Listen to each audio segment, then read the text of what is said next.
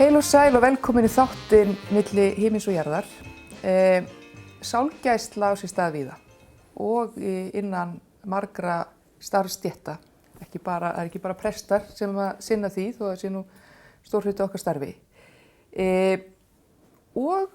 Sálgæsla við fólk á kannski mestu ögurstundum í lífinu er sinnt af mörgum heilbrigðisstarfsmönnum og af heilbrigðisstéttum. Og mig langaði svo til þess að fá í þáttinn manneskju frá heimahlynningun og Akureyri vegna þess að ég veit allavega hér fyrir norðan þá þekkja margir það merkilega starf sem fer fram og það góðu konur sem að þar starfa. Og mér langaði svona að fá smá innsýn og heyra meira þeirra hlutverk og hvernig starfið fer fram. Og þess vegna fékk ég hana Kristínu Sólveigu Bjarnadóttur, hjúkrunarfræðing hjá heimahlynningunni á Akureyri til að koma. Velkomin Kristín. Takk fyrir það. Mér finnst nú svona áður en að við förum að málana svolítið gaman að geta sagt áhorfendur frá því að þú hafi kennt mér. Þó að við séum nú nánast jafnöldrur. Þú varst nú með þeim yngri sem ég kenndi samt. Já, þegar þú varst 20, ný stúdent og kendir í Grenivíkurskóla, einn vetur. Það var mjög skemmtilegt og ég vona að börnin hafi sloppið. Já, þú sér það. Ég á allan mjög góða minningar af því, sko. Æ, gott að heyra. Gott að heyra. Þess vegna var ég mér fegin þegar ég síðan heyrði löngu seinna að þú hefðir fetað þennan veg að vera hjúkrunarfræðingur og að starfa á þessum viðkvæma vettvangi sem að heimahlynning sinnir. Kannski bara byrjum að byrjuninni, hverjum þjónar heimahlynning Akureyrar? Hvernig starfar hún? Við störfum þannig að þetta eru hjúkrunarfræðingar, við erum 6 hjúkrunarfræðingar í rúmlega 4 stöðugildum og þetta er ákveðið yfirleitt á sjúkrahúsinu hverjum er boðin þessi þjónusta. Yfirleitt er eitthvað svona dálítið alvarlegt það er einhver krísa komin upp sem þarf að eiga við. Það eru mjög margir sem að halda að við séum bara hjúkra fólki á lokastigi sem gerir það að verkum að fólk bregður oft við þegar við boðum þessi þjónusta. Já. Þannig að það er svo sem ágætt líka bara að koma því á framfæri að það er alls ekki þannig. En vissulega eru flestir með eitthvað svona lífsógnandi ástand, eru kannski tímabundið í einhverju einkennameðferð hjá okkur eins og fólk sem er að gangi í gegnum einhverja erfiða krabbameinsmeðferð eða eitthvað slíkt, útskrifa svo bara þegar það er búið.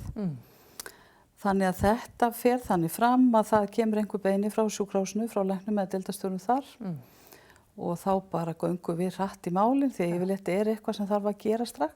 Já. Og þetta er oft þannig að það er talað við okkur og við erum að hringja heim samdægurs eða daginn eftir. Og það er þannig að við erum með sólarhringsvakt allt árið. Og þá þýðir að fólk getur bara hringt í heimahlynningunum hvenær sem er. Já, og það er eiginlega dálítið grundvöllur fyrir þessu starfi því að annars væri fólk oft utan dagvinnum tíma að þurfa að leita á sjúkrahúsið miklu meira en það gerir. Þannig að þetta er auðvitað til þess gert að fólk geti verið sem mest heima og átt betri lífsgæði þrátt fyrir einhvern sjúkdóm sem það hefur greinst með. Já. Og þið hljótið að tengjast fjölskyldum og fólki oft alveg ótrúlega nánu böndum að þið eru oft lengi samferða einstaklingum, ekki satt? Það er einmitt mjög misjafnt, en það er svolítið þannig eins og þú örugglega hefur oft fundið í þínu starfi Hildur að þegar eitthvað alvarlegt er að þá verða tengingar svolítið hraðar. Maður getur sleppt öllu hisminu einhvern veginn, þetta bara gerist alltaf hratt af því að þarna þarf eitthvað að gerast, það þarf eitthvað að hjálpa og þá bara kemur einhvern veginn, maður kemur svo fljótt að kjarna málsins, en þetta er alveg rétt hjá, við þurfum virkilega vanda okkur við að vinna traust til þess að gott meðferðarsamband getur svo orðið og þetta er náttúrulega bara, mjög náið en á sama tíma náttúrulega fagleg fjarlægð því að það þýðir ekki fyrir okkur að koma. Ég nota stundum hér að útskýra, nota stundum ef að einhver sem lendir í einhverju svona alvarlegu hefur bara að segja að hann hafi þá upplifað að hann hefur bara dottið hann í pitt, drullupitt eins og í sveitinni í gamla daga, að hann bara fastur þar og bara sér ekki út úr vandræðum sínum. Það þýðir ekki fyrir okkur að stökkva hann í pittinn til hans. Þá eru við getum ekkert hjálpað þar. Við þurfum að hjálpa frá bakkanum, hafa þessa faglegu fjarlægð og yfirsýn.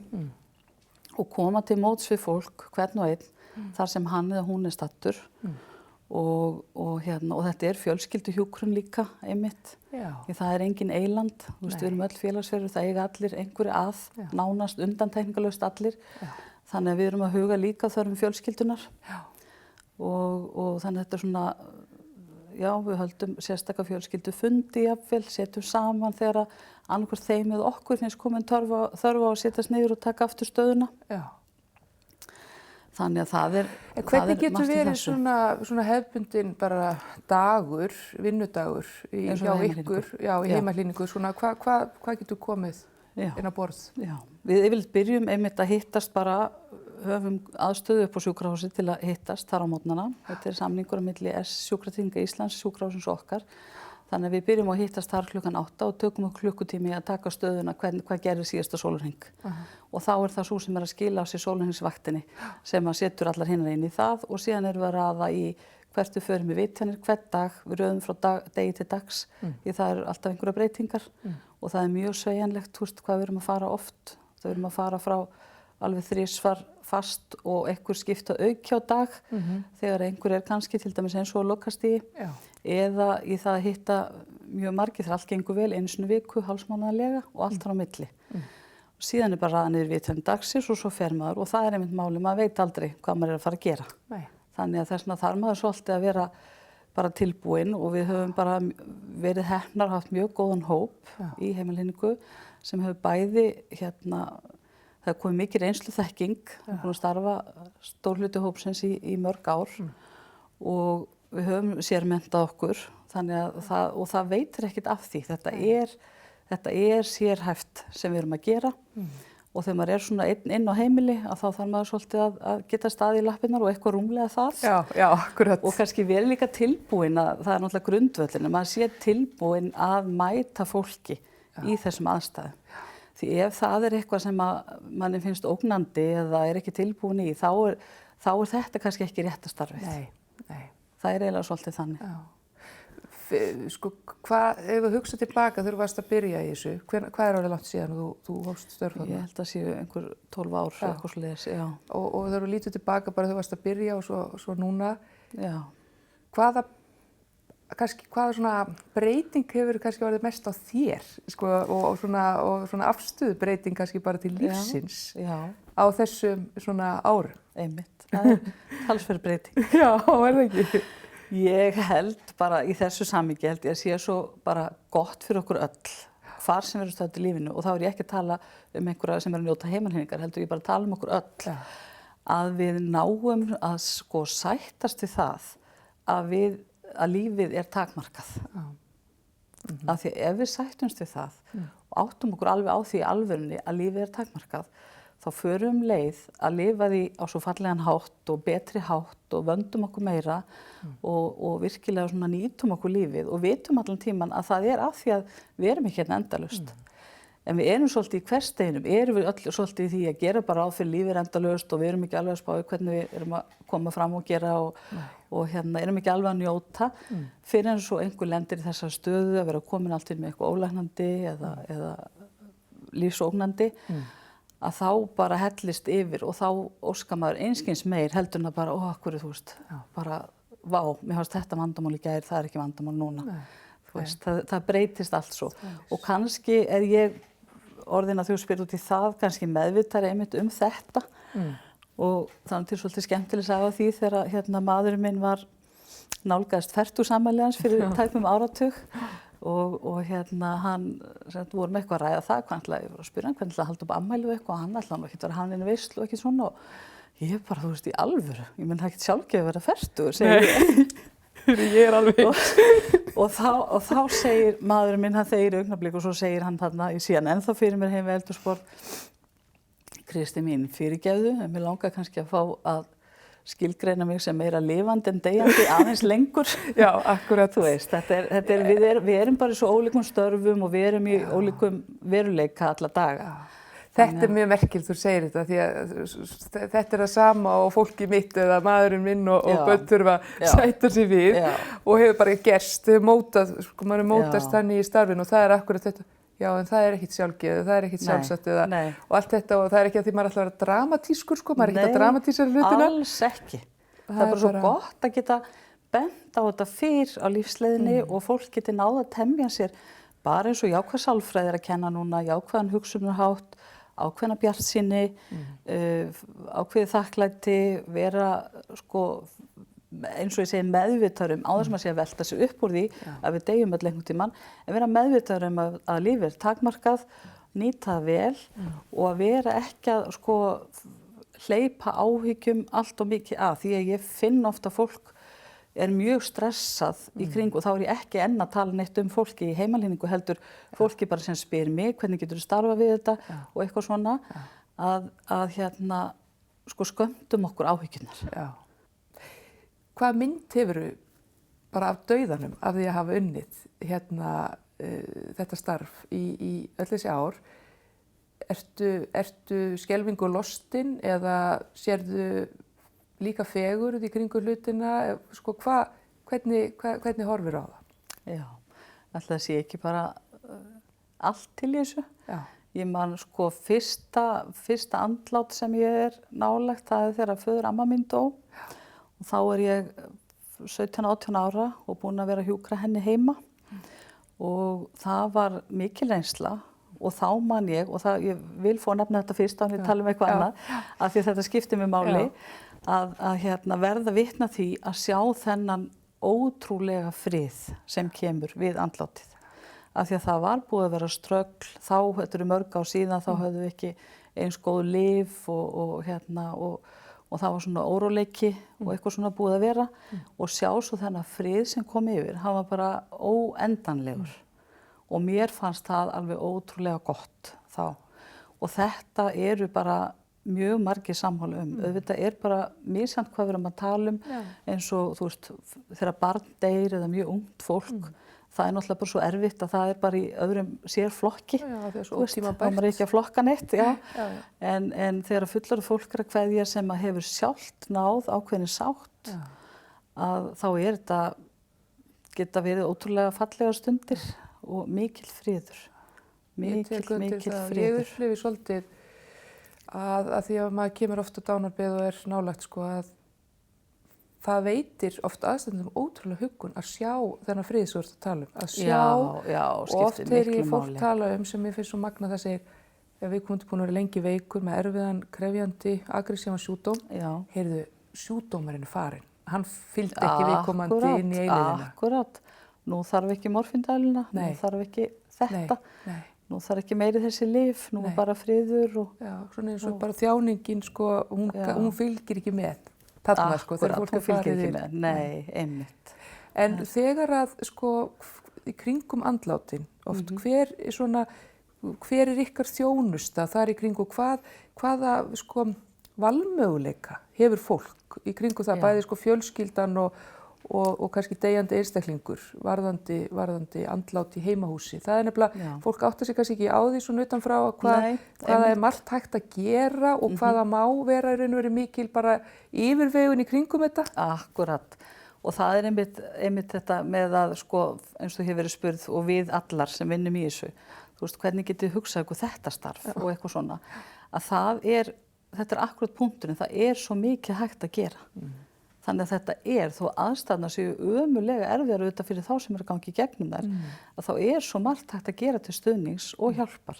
Bæði með einkennameðferð, slá á verki, ef að þeir eru slá á óglið, ef hún hjálpa til með öndunarörleika og ýmislegt, og svo þessi sálræni stuðningur að bara vera til staðar og með fólki sem að í kannski ákveðinni tilvista kreppu, því að það allt í einu verður endanleikinn ljósari heldur en áður, og þetta sem býðist öllum sem vilja fá okkar þjónustu, það bara yfirleitt gengur það fljótt og vel og síðan bara spunnið áfram með hver og einni fjölskyldu. Hverja þarfirnar eru. Sumir segja kannski strax í upphafi, ég veit nú ekki, ef við erum að tala sko fólk sem ólæknandi, ég veit nú ekki hvort ég vil endilega klára þetta heima og ég segi þú þarft ekki að ákveða það strax. Þú veist, við sjáum bara til, þú sér bara til. og aðrir eru alveg ákveðnir, ég vil svo fara inn á sjúkrahús og loka metrónum með eitthvað og þá er það yfirleitt að því að hann vill ekki leggja eitthvað á fjölskylduna, vil hlífa henni og svo eru aðrir sem hafa bara þá einlega óskað, bara hvað sem á dynur, ég vil vera hér heima og þetta er bara allt þar á milli. Þannig að það okkar þjónusta þarf að vera einstaklings- og fjölskyldumiðuð. Og sveigjanleg og alveg hreint, algjörlega. Og svona finna, sko, vera ekki í kassanum, sko, vera Akkurat. Að sjá út fyrir kassan. Já, og einmitt að hjálpa fólki bara að finna styrkleika sína. Því að við, til dæmis ef við tölum krabbamein, það eru til svo miklu fleiri og betri lyf heldur en bara þegar ég var að byrja í þessu. Að hérna maður sér mun á því hvað fólk lifi miklu lengur með krabbamein. Og fleiri, þannig að hjálpa fólki. Með þessu krónískum sjúkdómi orðið meira. Akkurat, margir hverjir. Svo eru önnur sem eru illviðráðanlegri. En einmitt að hjálpa fólki að finna styrkleikana sína og finna því það er okkur öllum alveg gríðarlega mikilvægt að hafa einhverja stjórn. Að hafa stjórn á aðstæðum. Verð ekki valdalaus, meinar þú, í eigin lífi. Verð ekki fórnarlamb, háður heilbrigðiskerfinu, ég hef ekkert þetta að segja. Við þurfum einmitt að hjálpa fólki að finna styrkinn sinn og það er oft hægt að finna svo mikla styrkleika bæði hjá einstaklingum sjálfum, innra með honum, hvernig hún gengið að takast á við erfiðleika áður og hvernig bara, þú veist, hvað er það sem er í nærumhverfinu sem getur hjálpað okkur, hvað er það sem þið langar að gera, sumir vilja komast einhverju utanlandsferð, sumir vilja einmitt vera heim í garði, þannig að þetta er bara, það þarf alltaf að skoðast hverju sinni. Þannig að það reynir á ykkur að sýna virka hlustun, að hlusta vel eftir þörfum fólks. Og það er svo, fólk talar stundum það þegar það er sárt út í heilbrigðiskerfið og einhver þá er oftast viðkvæði, það var ekki hlustað á mig, sko. En það er akkurat, það er mjög sárt. Þá upplifir fólk einmitt valdaleysið, sko. Þú veist, ég er ekki við stjórn í mínu eigin lífi, það er ekki hlustað á mig. Glerveggur á milli mín og þeirra sem er að mæta mér, sko. Já, bara sem betur fer en maður vonandi ekki að heyra þetta oft, en þetta er auðvitað bara rosalega sárt og þá er bara mjög dýrmætt að mæta einhverjum með auðmýkt sem er til í að hlusta, þó seint sé, þú veist, að það sé allavega einhver tíma komið sér hlustun og maður bara, einhver geti setið pollur ólegur og tekið því sem á gekk eða var erfitt. Maður heyrir það, skiptir fólk alveg gríðarlegu máli. Já, skiptir miklu máli, eðlilega. Og það er náttúrulega, sko, ég meina, sko, það er svona í kringum dauðan til dæmis eru komnar sko svona nýjar nálganir og nýjar hugmyndir og jafnvel þó að auðvitað sko sé kannski dauðin örlítið meira stofnunarvæddur í dag heldur en það var þegar við bara byggum í gamla íslenska bændasamfélaginu og fólk fæddist og dóin á heimilunum þá samt erum við að fara í raun og svolítið tilbaka aftur, finnst mér, sem er svolítið dásanlegt til gamla tímans að því leyti að fólk er að deyja heima hjá sér og það er ekki sko það þarf ekki að taka strax sín látna, fara með hann, flytja strax og eitthvað svona, heyrðu, þetta er bara alltaf svona og hann er bara fluttur um leið og eitthvað svona. Nú er oft bara einhver meiri yfirvegun í kringu það og hinn látni getur bara verið jafnvel eins lengi eða svona nokkuð lengi, bara eins og fólki þarf á að halda. Segðu mér aðeins, er það ekki bara svolítið að aukast? Að það er bara þessi svona yfirvegun í kringu það fólk bara, það koma kannski fleiri ástvinir til að sjá hinn látna heima og svoleiðis. Alveg sammála og ég held og auðvitað gamli tíminn, hann var auðvitað því það voru engin önnur úrræði og auðvitað hefur alveg örugglega vantað þá verki og ógleðilyf og allt það og það dóu margir og börn dóu og þetta var bara erfitt að tala um þetta og erfitt að þú veist, það hafði engin tíma til að syrgja eitthvað, þú veist, það var að halda áfram að vinna. Maður þarf ekki að skoða margar gamlar heimildir frá Íslandi til að sjá það eða tala og ég gerði svolítið af því þegar ég var að byrja að hjúkra að ég ræddi svolítið við mér eldri hjúkrunarfræðinga og spurði út í svona ýmislegt kringum þetta og ég meina þær höfðu mjög margt óúrunnið og það var oft svo erfitt þá að því tíma var fólki ekki sagt jafnvel að var deyjandi.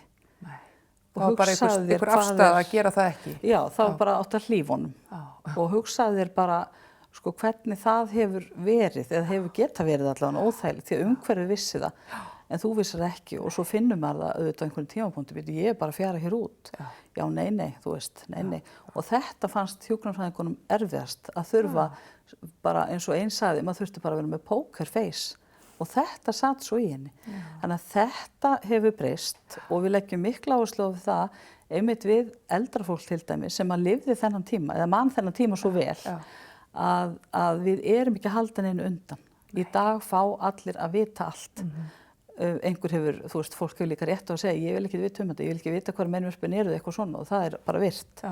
En það mjög sjaldan, flesti vilja bara vita stöðuna til þess að geta tekið nýjan pól í hæðina. Hvernig ætla ég að fara þessu? Af því að fólk svo sterkt, við höfum svo mikla aðlögunarhæfni, fólk svo seigt, það svo, sko, kvundagshetjurnar svo margar í ótrúlegum aðstæðum. Og það alltaf eitthvað sem við getum, einhver leið sem við getum fundið. En hérna, spurningin var aftur Hildur mín, hvað vorum við? Já, við varum að tala þetta með í kringum, sko, með svona dánarstundir oft, sko, í heimahúsum. Fólk getur fengið að vera, fólk getur fengið að vera og svoleiðis. Akkurat.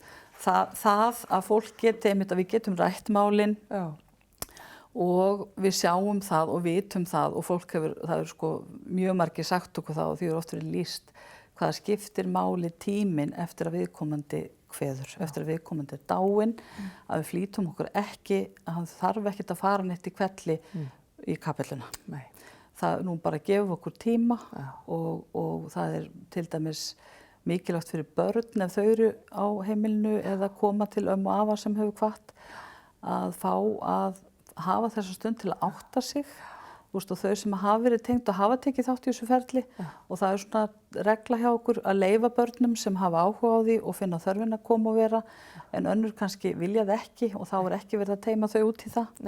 Þá fá allir að fara á sínum hraða og þar sem hefur verið góður aðdragandi eða nógu langur aðdragandi til ákveðin sátt hafi náðst þá hægt að sinna börnunum ekstra vel, unglingum sem koma og eru jafnvel að taka þátt. Ég hef kennt lítilli stelpu að nudda fæturnar á ömmu sinni og hérna, dóttir mín var nú ekki há þegar pabbi minn dó og hún sá að segja þegar þápokinn var að fyllast. Þú veist, það eru alls konar hlutverk sem og öll viljum við nefnilega verða liði. Við viljum öll gera gagn. Við sitjum við sjúkrabið, það langar okkur svo mikið að gera eitthvað. Það hægt. Og vera til hjálpar og það svo margt hægt að gera. Og þetta með, og það svo margar góðar stundir og þetta svo dýrmætur tími frá andláti og þangað til viðkomandi fluttur í kapelluna og það svo mikilvægt einmitt af því að þetta búið að vera langferli kannski inn á heimilinu, það svo mikilvægt að fólk nái fullkomlega að átta sig hvað hefur gerst. Áður en viðkomandi bara hrifsaður frá burtu.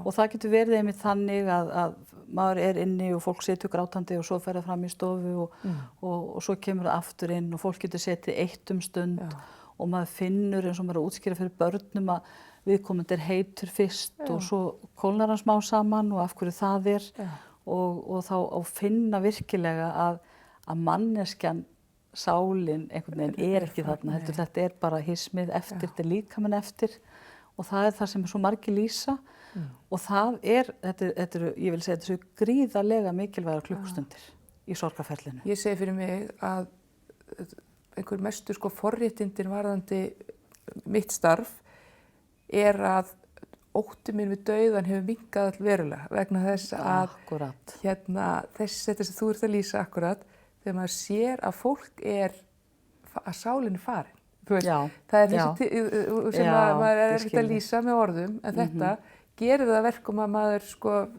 verandi alltaf að þessu hliðalínunni maður horfir á þetta og það veitir manni alveg ótrúlega mikinn styrk gagnvart því að vera dauðleg manneskja. Það bara tala fyrir sjálfa mig, svo eru þetta aðrir sem hafa aðrar upplifanir en þetta bara með tímanum hefur gert það verkum að því fólk einmitt spyr einmitt mig eins og þig hvernig, þú veist, þetta ekki erfitt og bara hvernig getur unnið við þetta að það eiginlega oft, þá ég segja fólk, það oft það sem að hulið sem gerir mann hræddari heldur en það sem maður fær að sjá, Það akkurat, þetta mjög mikilvægur punktur.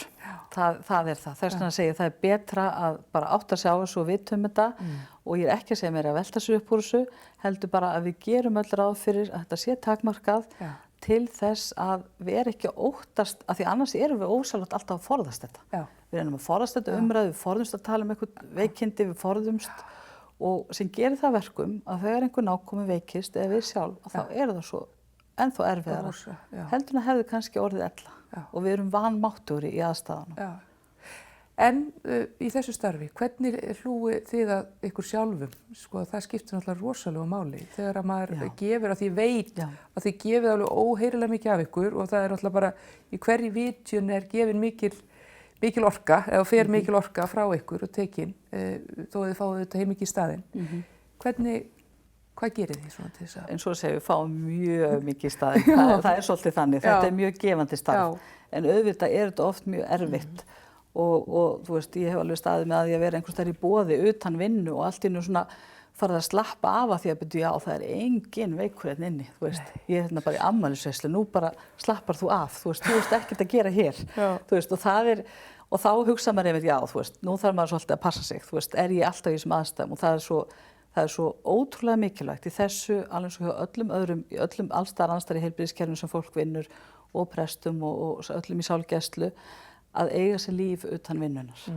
Það er mjög mikilvægt. Taka ekki vinnuna með sér heim og það henta mér til dæmis afskaplega vel að búa hérna yfir á Svalbarðsströndinni. Þetta er svo falleg leið sem ég keyri heim úr vinnunni og ég er svona meðvitað að vinda svolítið ofan af mér og síðan fer ég út og ég er að taka myndir og gera ýmislegt svona oft bara gott að vera svolítið einn þegar maður er þreyttur og þá kemur maður sterkar inn aftur og síðan auðvitað hafa hinnar sínar leiðir, þú veist, við erum allar ólíka með það hvað við gerum og svo hérna höfum við fengið okkur handleiðslu sem er auðvitað mjög dýrmætt og svo erum við bara mjög meðvitaðar að tala saman. Við vorum til dæmis bara í gær með viðrunarfund, bara við 6 saman og við erum auðvitað búin að þjálfast mikið í því á þessum rúma áratug sem að þessi hópur flestar eru búin að vinna, meirihlutinn er búin að vinna yfir 10 ár.